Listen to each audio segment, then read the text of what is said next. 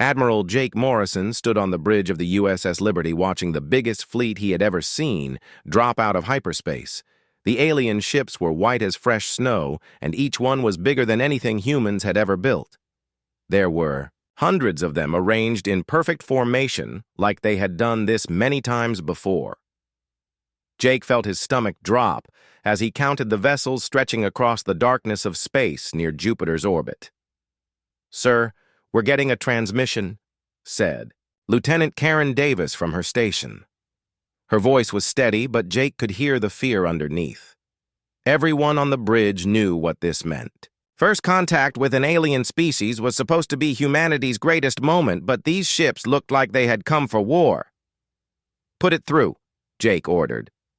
The main screen flickered and showed a tall figure with pale blue skin and large, dark eyes. The alien wore what looked like a military uniform covered in symbols that seemed to move and shift when Jake looked at them directly. "Greetings, humans of the planet you call Earth. I am High Commander Vex of the Kalian Empire. We represent the Galactic Council and bring you an offer of great benefit." The alien's voice was smooth and calm, like he was discussing the weather, instead of making first contact with an entire species. Down on Earth in the emergency session room in Geneva, world leaders gathered around screens showing the same transmission. President Janet Miller sat at the head of the table with her hands folded tightly. Senator Patricia Lewis whispered urgently into her phone, coordinating with military commanders around the world. Dr. Lisa Carter stood near the wall, taking notes on everything the alien said. She was the world's leading expert on xenobiology, even though she had never seen a real alien until today.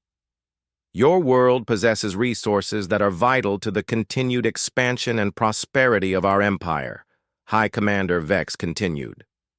"Deep within your planet's core are quantum crystals that form under very specific conditions. Your oceans contain biological compounds that exist nowhere else in this sector of the galaxy. We offer you protection, advanced technology, and a place in our great civilization in exchange for mining rights and scientific cooperation." Jake Morrison's jaw tightened as he listened. The alien made it sound generous, but the massive fleet surrounding Earth told a different story. This was not a request. This was a demand backed by overwhelming force. Dr. Carter leaned forward, studying the alien commander's face and body language. Something about the way he held himself reminded her of politicians she had known. Too smooth, too confident, like someone used to getting his way without question. She made notes about his species' apparent physical structure and the technology visible in the background of the transmission. "We understand this may seem sudden to your people," Vex said with what might have been a smile. "We have observed many species across the galaxy and know that primitive civilizations often fear change. This is natural, but unnecessary. Those who join our empire willingly are treated well and allowed to maintain their cultural practices as long as they do, not interfere with Imperial operations."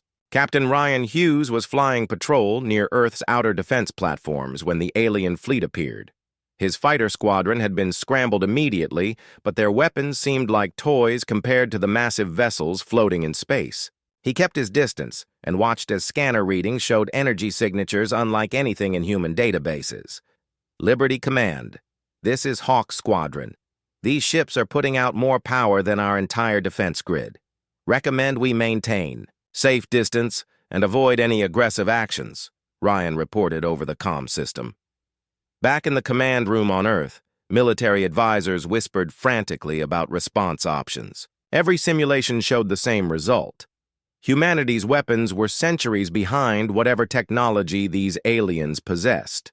Earth's entire space navy consisted of maybe 50 ships designed for fighting other humans, not an advanced alien empire. "We require an answer within 72 hours, High Commander Vex announced. "This time frame allows for adequate discussion among your leadership while preventing unnecessary delays in our operations. We have many worlds to visit and schedules to maintain. To demonstrate their technological superiority, the Kalian fleet powered up their weapon systems. Energy readings spiked across human sensors as the alien ships targeted Earth's orbital defense platforms. In seconds, every platform went dark.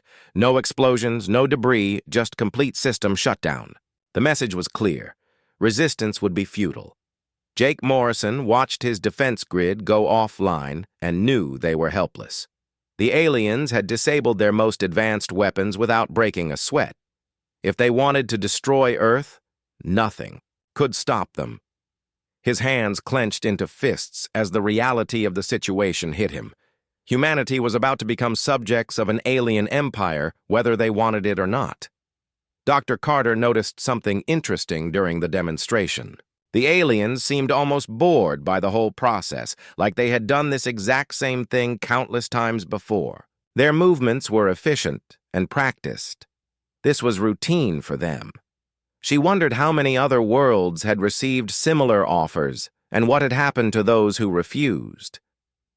Your defensive systems have been temporarily disabled to prevent any unfortunate accidents during our negotiations, Vex explained with that same calm voice. They will be restored once we reach an agreement. We are not conquerors, but administrators bringing order to chaos. The galaxy is a dangerous place for isolated species. Under our protection, humanity will prosper and contribute to something greater than itself. Senator Lewis stood up and looked around the room at the faces of world leaders. Fear, anger, and helplessness showed in their expressions. Every military commander was shaking their head. Every scientist was frantically calculating odds that came out the same way every time. Earth was outmatched in every possible way. The transmission ended with coordinates for where human representatives should report to begin formal negotiations. The alien fleet remained in position, a constant reminder of the choice that was not really a choice at all. Accept their terms, or face the consequences of being labeled a rogue species. Jake Morrison stared out at the white ships floating in space like deadly snowflakes. In 72 hours, humanity would have to decide its future.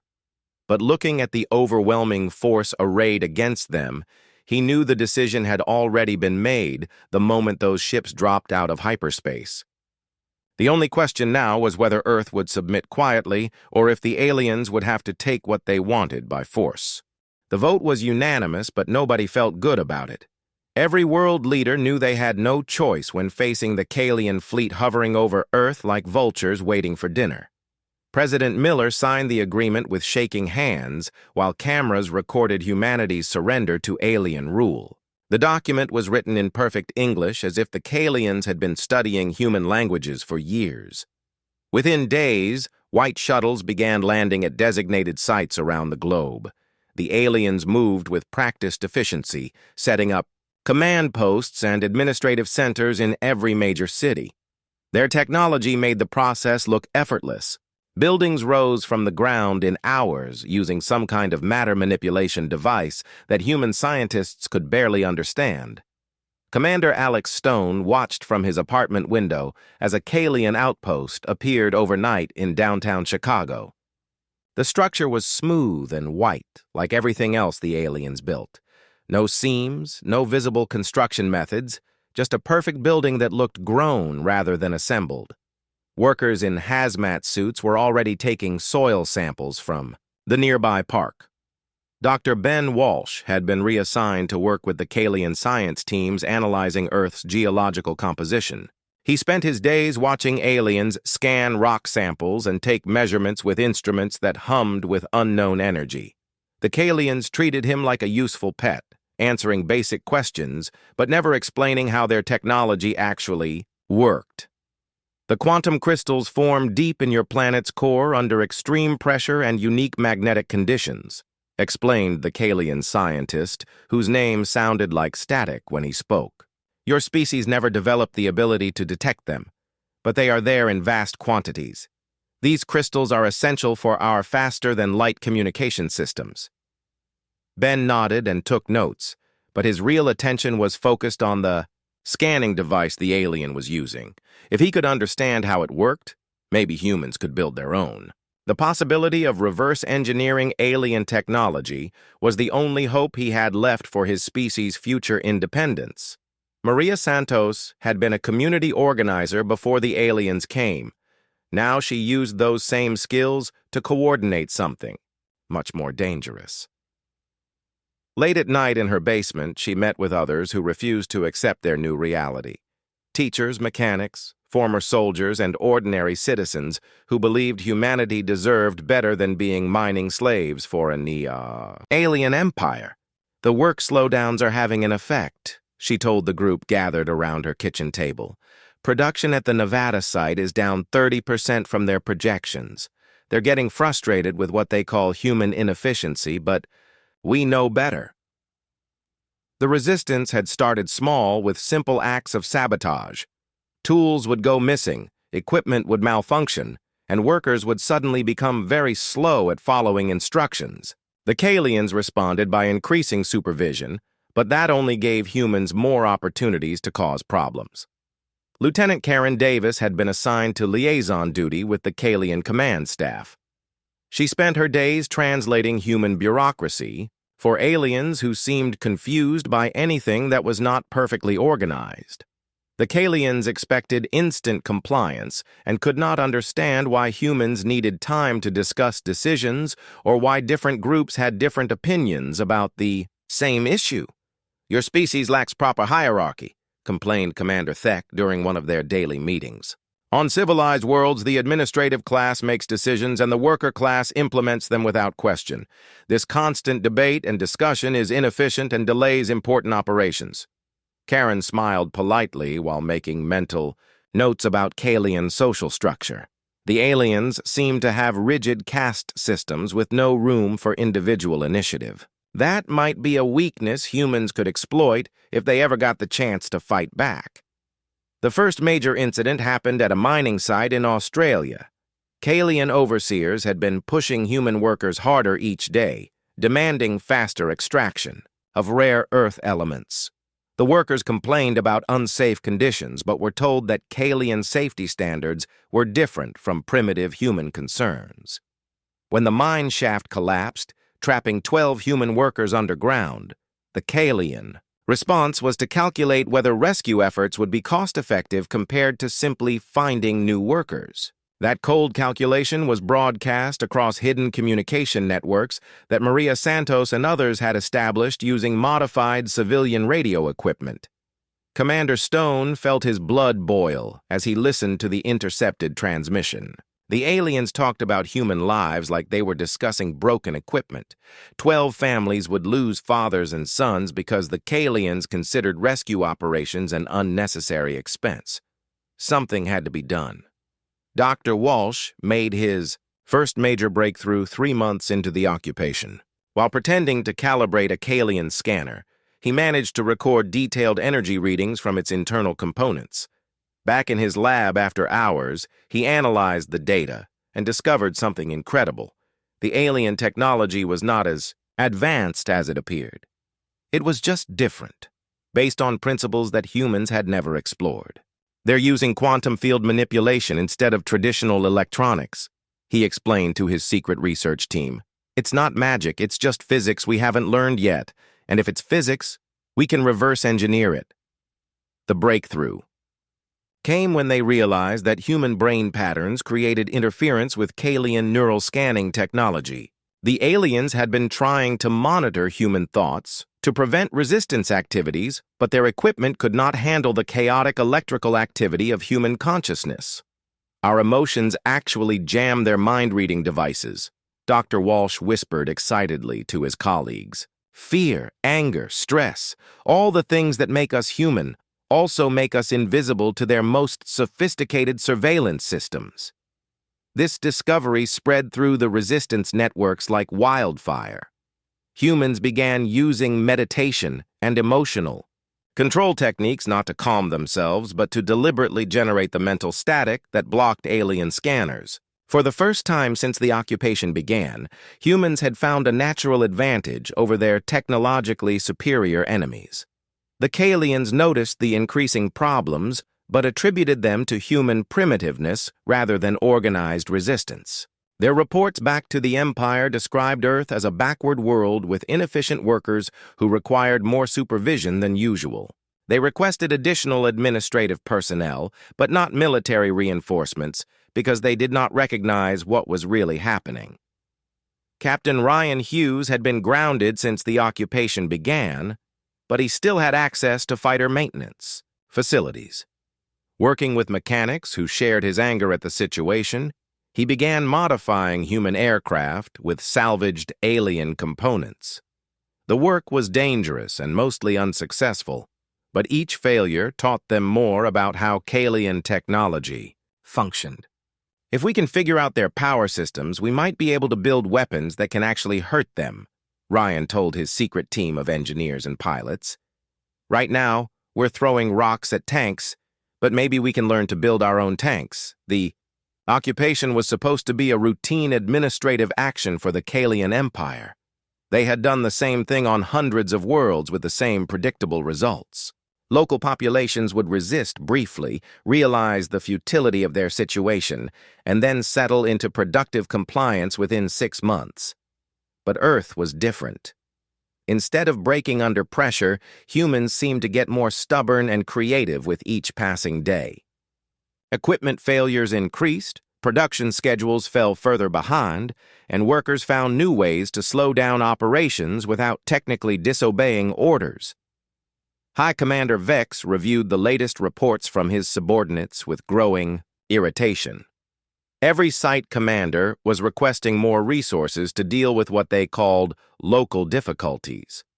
The quantum crystal extraction was months behind schedule, and the biological research programs were producing contaminated samples that had to be discarded.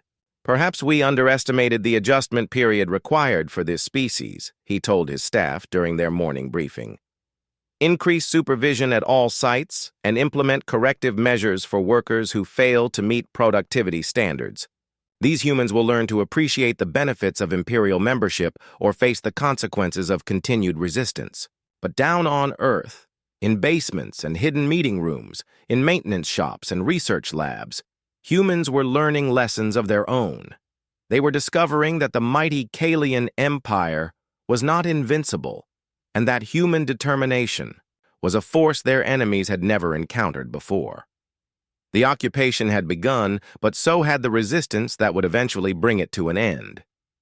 The massacre happened on a Tuesday morning in a small farming town in Iowa.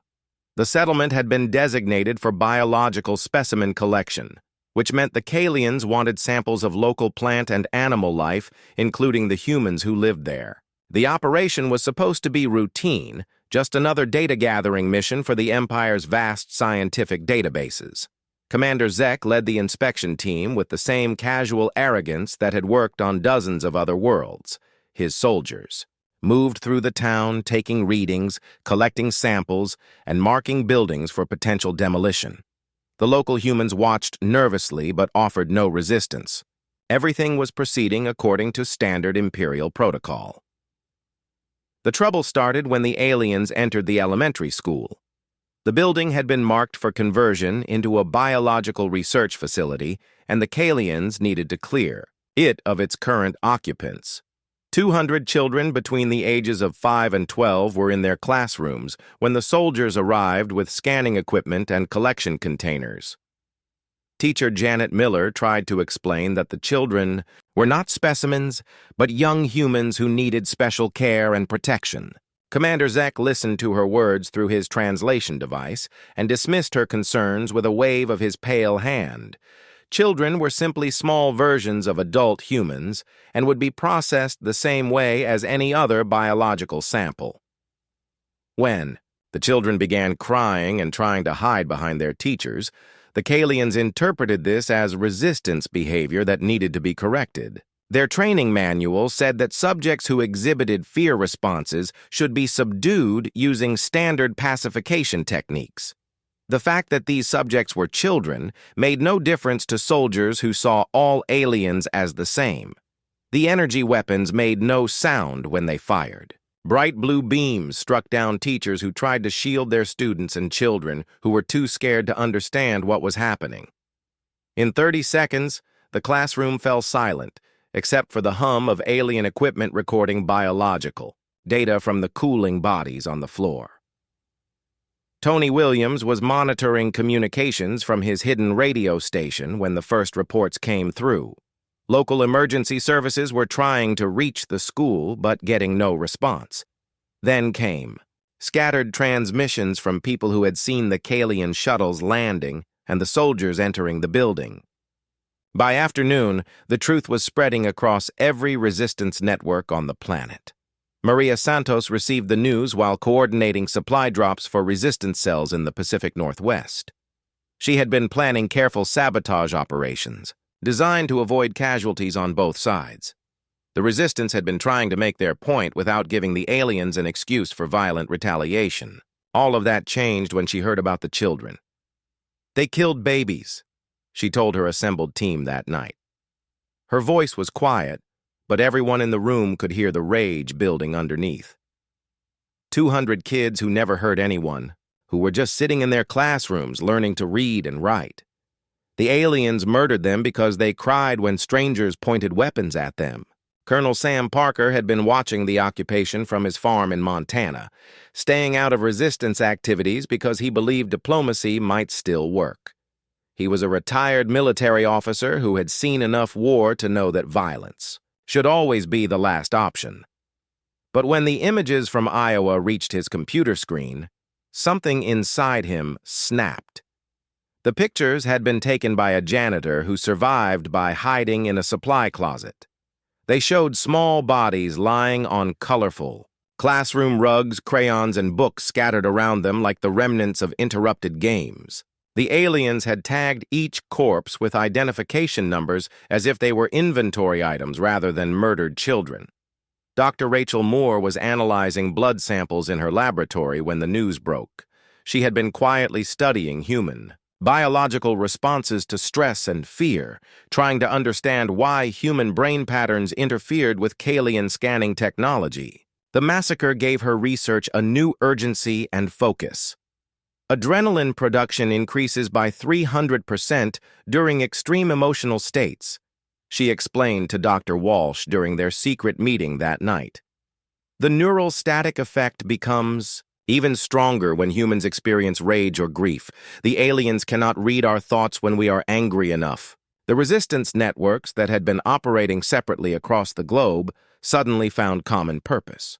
Maria Santos established contact with Colonel Parker, who coordinated with Tony Williams to create a unified communication system.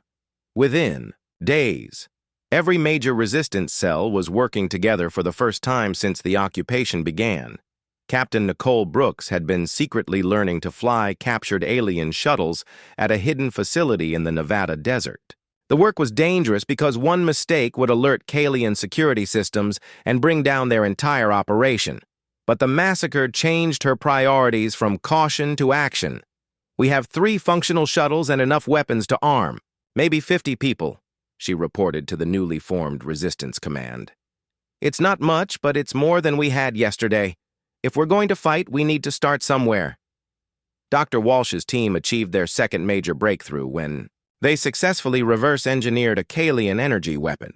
The process required cannibalizing parts from 6 different alien devices, but the result was a functioning plasma rifle that could punch through Kalian armor. More importantly, they now understood the principles behind alien energy systems. Their weapons use focused quantum field manipulation to create coherent energy beams, Walsh explained to the assembled resistance leaders. "We can build similar devices using modified human electronics and salvaged alien components. We can't match their production capacity, but we can make weapons that will hurt them." The first coordinated attack happened exactly 1 week after the Iowa massacre. Resistance cells struck Kalian installations simultaneously across 12 different time zones. The targets were not randomly chosen, but carefully selected to cause maximum disruption to mining and research operations while minimizing alien casualties. Commander Stone led the assault on the Chicago command post using tactics learned from decades of human warfare. The Kalians had superior technology, but they had never faced enemies who understood improvised explosives, urban combat, and guerrilla tactics. Their security systems were designed to detect energy weapons and orbital bombardments, not humans. with homemade bombs and salvaged alien rifles. The attack lasted 6 hours and resulted in the complete destruction of the Kalian Administrative Center. More importantly, the Resistance captured intact alien equipment, including communication devices, computer systems, and detailed maps of mining operations around the world. For the first time, humans had access to real intelligence about their occupiers. High Commander Vex watched the reports flooding in from sites across the planet with growing disbelief. The primitive humans who had seemed so defeated just weeks ago were suddenly launching coordinated military operations using weapons they should not have been able to build. His staff scrambled to understand how such rapid escalation had become possible. "Sir, we're detecting massive increases in neural static emissions from human population centers," reported his intelligence officer. "Their brain patterns are generating interference levels we've never recorded from any species. Our scanning systems are effectively blind in areas with high human emotional activity." The Kalians had based their entire occupation strategy on their ability to monitor and predict human behavior using neural scanning technology. Without that capability, they were fighting an enemy they could not see or understand. The humans had found a natural immunity to the Empire's most powerful surveillance tools. Colonel Parker established the new Resistance headquarters in an abandoned mine shaft in Colorado. The location was chosen because underground facilities were harder for alien sensors to detect. Within days, it became the coordination center for operations across North America, while similar command posts were established on every continent. "We're not trying to win a conventional war," Parker explained to his assembled commanders. "We're fighting a war of attrition designed to make Earth too expensive for the Empire to hold. Every day we can disrupt their operations is a day closer to forcing them to decide whether this planet is worth the cost." The psychological effect of the Resistance campaign was even more important than the physical damage. Kalian soldiers, who had expected easy occupation duty, suddenly found themselves under constant threat from an enemy that struck without warning and melted away before retaliation was possible. Morale reports from alien commanders began showing stress levels that the Empire had never recorded in its occupation forces. Dr. Moore's research revealed why humans were proving so much more difficult than other species the Kalians had conquered. Most intelligent life forms in the galaxy had evolved along similar paths that emphasized cooperation and hierarchy. Humans were unusual in their capacity for individual initiative and their ability to function effectively in chaotic situations. "We're not just resisting occupation," she told the Resistance leadership during a video conference. "We're doing something the aliens have never encountered before. We're getting stronger under pressure instead of weaker." Admiral Greg Foster stood in the command center that had been carved from solid rock beneath the Rocky Mountains. The facility had been built in secret over 6 months, using equipment salvaged from destroyed Kalian installations. Human engineers had combined alien technology with their own innovations to create something neither species had imagined possible.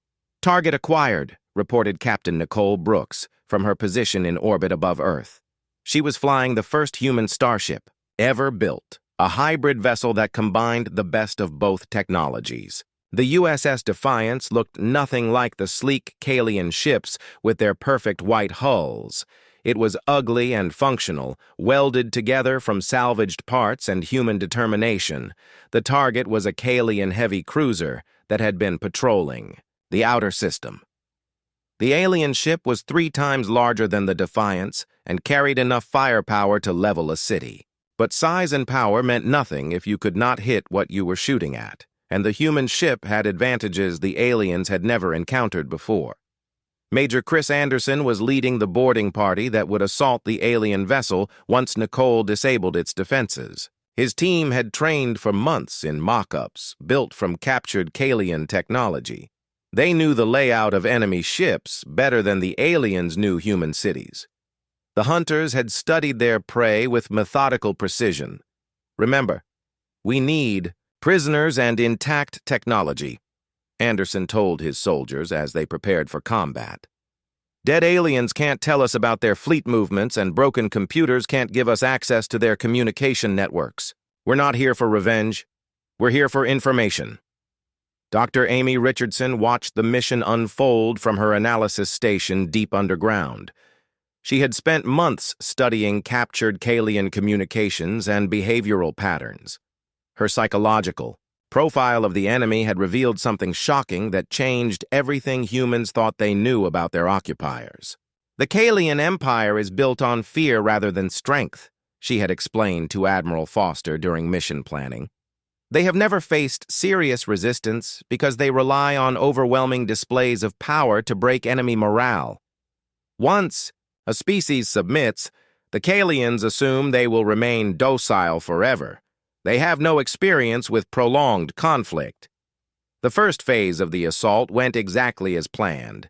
The Defiance approached the Kalian cruiser using stealth technology, reverse-engineered from captured alien systems. Human modifications had improved the original design, making their ship nearly invisible to enemy sensors until it was too late for effective response.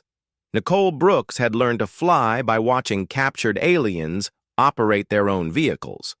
The Kalians flew their ships like they were driving cars on a highway, following predetermined courses and standard operating procedures. Humans flew like fighter pilots in combat, using unpredictable movements and aggressive tactics that alien systems could not anticipate. The Kalian cruiser never had a chance to raise its shields before the Defiance opened fire. Human weapons, improved with alien technology, punched through the enemy hull like it was made of paper. Critical systems shut down in sequence as the boarding pods launched toward the crippled vessel. Elena Rodriguez had been working undercover inside the Kalian administrative structure for 8 months. Her job was to clean alien facilities and maintain their equipment, which gave her access to areas where more obvious spies could never go. She had been feeding intelligence to the resistance since the day after the Iowa massacre. The cruiser carries the fleet's master communication codes, she had reported during her last contact. If you can capture their computer core intact, you'll have access to every Kalian ship in the system. But be warned, they would rather destroy the ship than let those codes fall into human hands. Major Anderson's boarding party cut through the Kalian hull using plasma torches that burned hotter than the center of stars.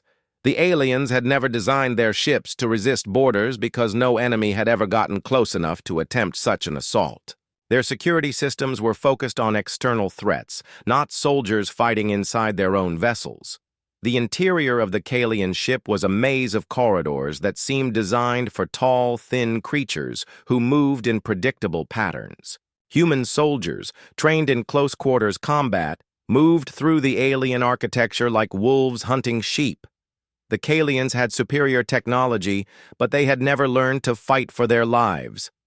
Contact front, Anderson's voice crackled over the communication system as his team encountered the first alien defenders. The firefight was brief and one-sided. Kalian soldiers fired their weapons with mechanical precision, but showed no understanding of cover, movement, or tactical thinking. They fought like they expected their enemies to stand still and die quietly. Dr. Richardson monitored the battle through helmet cameras worn by the boarding party. Her analysis of Kalian behavior during combat confirmed everything she had theorized about their psychological weaknesses. The aliens were physically capable fighters, but they had no experience with enemies who fought back effectively. "They're panicking," she reported to Admiral Foster. "Look at their movement patterns and weapon placement. These soldiers have never been in a real battle before. They're following training protocols that assume their enemies will be too scared to resist properly." The human assault team reached the ship's command center within 30 minutes of boarding. They found Kalian officers trying to activate the vessel's self-destruction system rather than face capture. For the first time in centuries, the mighty Kalian Empire was about to lose a capital ship to primitive enemies they had dismissed as insignificant. Commander Anderson kicked down the blast door that separated him from the alien command crew. Inside, he found 6 Kalians huddled around a control console desperately trying to enter destruction codes. They looked up at the human soldiers with eyes that showed pure terror, not the arrogant confidence that had characterized their species during the occupation. "Step away from the controls," Anderson ordered through his translator device. "You are prisoners of the human resistance. Cooperate and you will be treated according to the laws of war. Resist, and you will be shot where you stand." The Kalian commander was a tall alien with pale blue skin and large dark eyes that reflected the lights from human weapons. He had spent his entire career conquering primitive worlds, where the biggest threat was an occasional protest march. The sight of armed humans in battle armor was outside his comprehension. "This is impossible," the alien whispered in his own language. "Primitive species do not board imperial vessels. Primitive species do not build starships. Primitive species do not fight back once they have been conquered." But the evidence was standing in front of him, pointing weapons at his head. The humans had not only fought back, they had learned to fight better than the soldiers who had conquered hundreds of worlds. The primitive species had become predators that hunted their former masters through the darkness of space. Admiral Foster received the victory report while standing in the war room surrounded by maps showing Kalian positions throughout the solar system.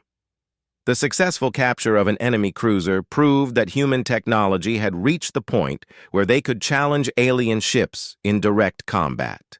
More importantly, they now had access to intelligence that would change everything.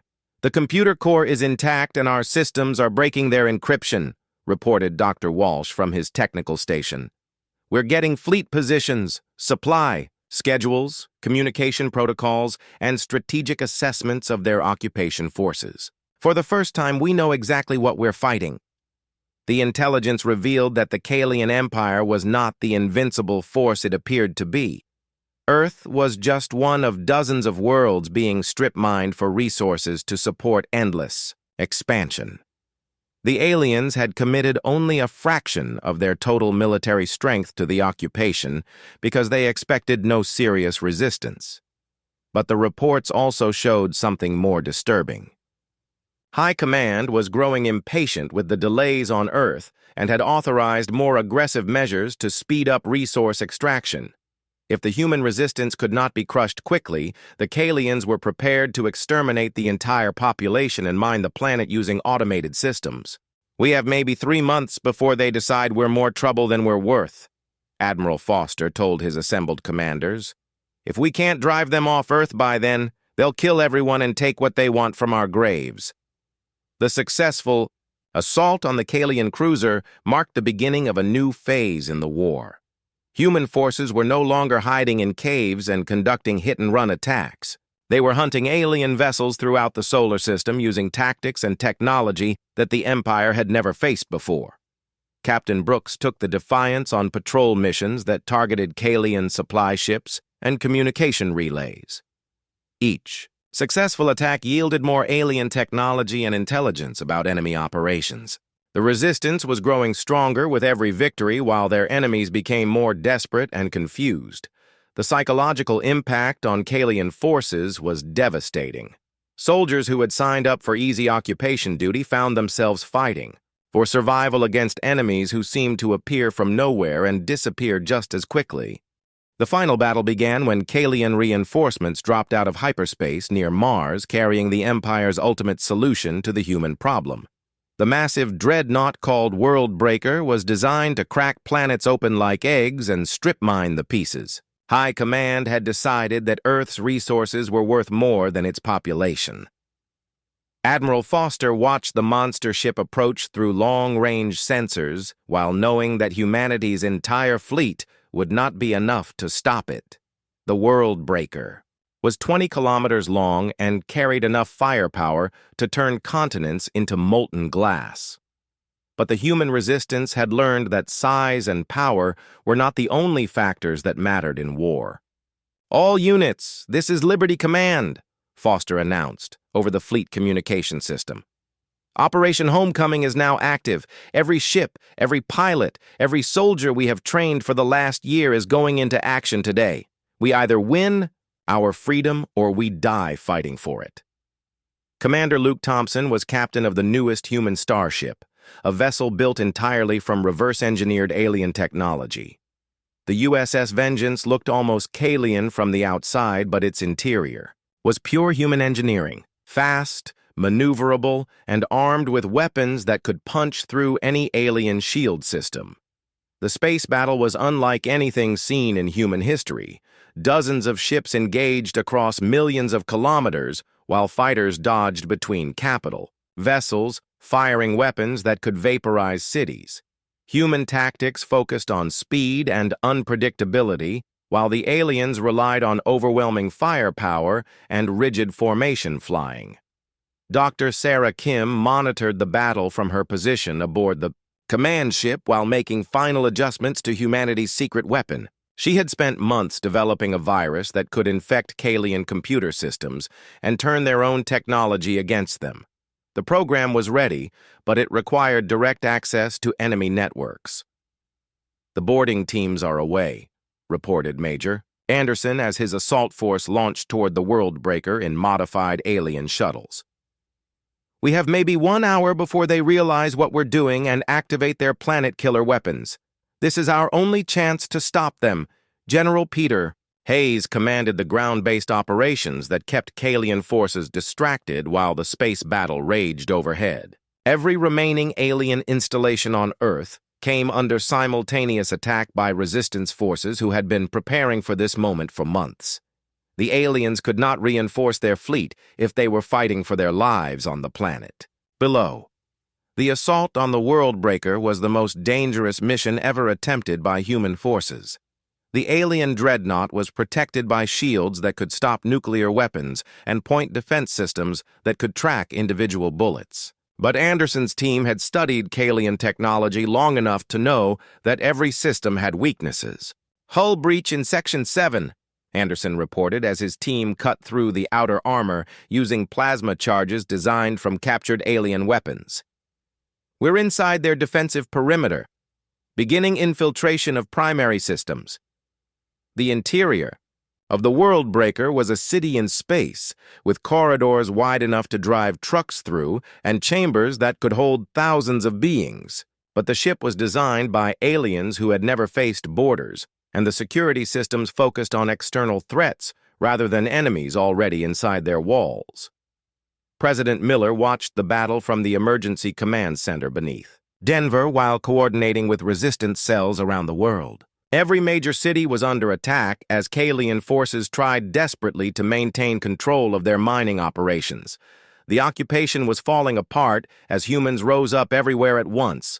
"Ma'am, we're getting reports from London, Tokyo, Moscow, and São Paulo," reported her aide. "Kalian command posts are under assault on every continent. Their forces are requesting evacuation to orbit, but most of their shuttles have been destroyed or captured." The boarding party fought their way through, the World Breaker deck by deck against defenders who seemed confused by human tactics. Kalian soldiers expected enemies to advance in straight lines and fire their weapons from static positions. Humans used cover, moved constantly, and coordinated their attacks in ways that alien training had never anticipated. Dr. Kim's computer virus was uploaded into the World Breaker's main system through a captured access terminal. The program began spreading through the ship's networks like a digital plague, turning defensive systems against their own operators and opening blast doors that should have remained sealed during combat.